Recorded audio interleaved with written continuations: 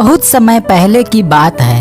एक गांव में रतन नाम का बदमाश सेठ रहता था। इस गांव में मेरे मर्जी के बगैर एक पत्ता भी नहीं हिलता है। जो मेरे खिलाफ काम करता है उसे बुरा हाल होता है। गांव के लोग सेठ की हरकत से बहुत परेशान रहते थे।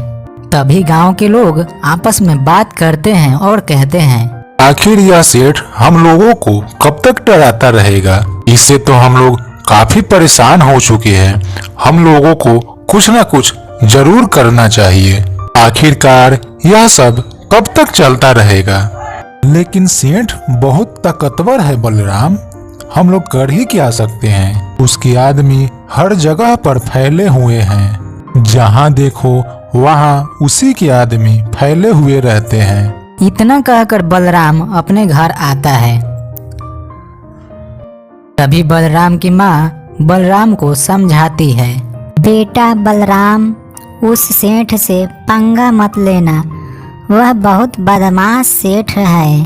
गरीब लोग ताकतवर से नहीं जीत सकते हैं बेटा बलराम।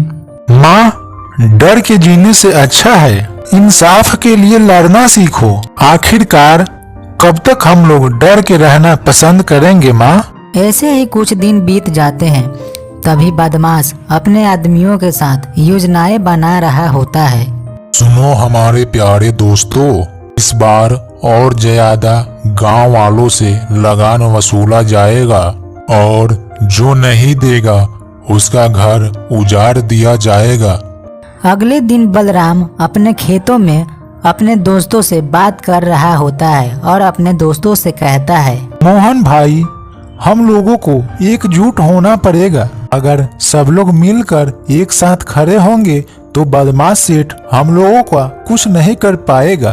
तभी बलराम पंचायत बुलाता है। सुनो हमारे गांव के लोगों, अब बदमाश सेठ के खिलाफ आवाज उठाने का वक्त आ गया है। कौन कौन मेरे साथ है? ठीक है बलराम, आप हक की लड़ाई लड़िए, हम लोग आपको साथ जरूर देंगे। तभी बदमाश सेठ को पंचायत की खबर मिलती है। तभी सेठ कहता है, अरे हिम्मत कैसे हुई इन गरीबों की, इसे तो सबक सिखाना होगा। आखिरकार इसकी इतनी हिम्मत मेरे खिलाफ पंचायत बुलाने की। तभी बदमाश के आदमी गांव वाले को धमका रहे हैं और कहते हैं, जो भी पंचायत में जाएगा उसका बुरा हाल होगा, इसका अंजाम खुद भुगतना पड़ेगा। इससे अच्छा होगा तुम लोग बलराम के पंचायत में कभी नहीं जाना।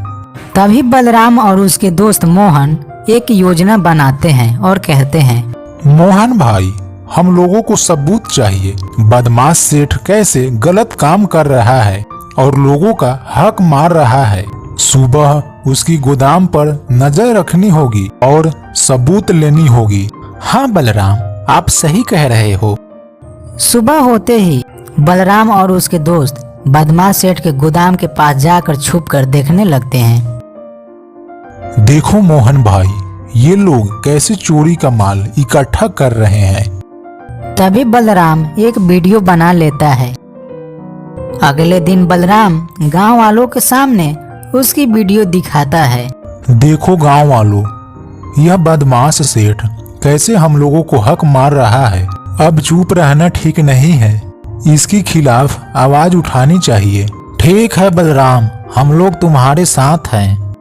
कुछ ही समय बाद बदमाश सेठ को पता चलता है कि गांव के लोग उसके खिलाफ हो गए हैं। तभी बदमाश सेठ अपने दोस्तों से कहता है, सुनो हमारे प्यारे दोस्तों, उस बलराम को खत्म करना होगा। ना रहेगी बांस और ना बजेगी बांसुरी। उसने हमारी सारी पोल गांव वालों के सामने लाई है। अब उसे सख्त सजा देनी होगी। ठीक है साहब, हम लोग उसको ढूंढ कर लाते हैं। अगले ही दिन बदमाश सेठ के आदमी बलराम को ढूंढने का प्रयास करते हैं और निकल पड़ते हैं। मैं डरने वाला नहीं हूँ मोहन, अब मैं भी अपना हक के लिए जरूर लड़ूंगा और देखते हैं बदमाश सेठ हम लोगों को क्या कर पाता है। तभी बलराम सबूत लेकर पुलिस के पास जाता है और सारी बातें बताता है। साहब, यह सेठ हमारे गांव में अत्याचार कर रहा है। यह वीडियो देखिए, सभी गरीबों का हक मार रहा है और काफी परेशान कर रहा है। तभी पुलिस बदमाश सेठ को गिरफ्तार करने आती है। सेठ जी, आपके खिलाफ सबूत मिल गए हैं। अब आपको जेल चलनी पड़ेगी।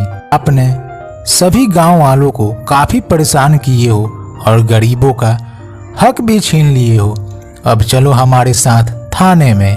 नहीं सर, ये सब तो झूठ है, हमें फंसाया जा रहा है।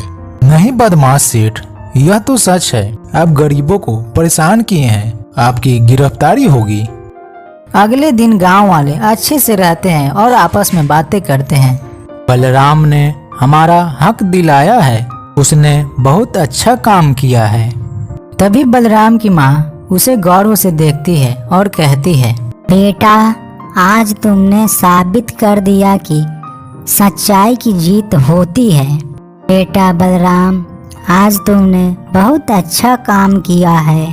हाँ, मैंने तो अपनी ईमानदारी दिखाई है और गरीबों को उसकी हक दिलवाया हूँ। तभी गांव वाले बलराम को सम्मानित करते हैं। तभी गांव के सरपंच साहब कहते हैं, आज से बलराम हमारे गांव का नेता होगा और सबकी जरूरतें पूरा करेगा। तभी बदमाश सेठ जेल में परेशान बैठा है और अपने आप में कहता है, मेरा घमंड ही मेरा हार का कारण बना, इसलिए घमंड नहीं करना चाहिए।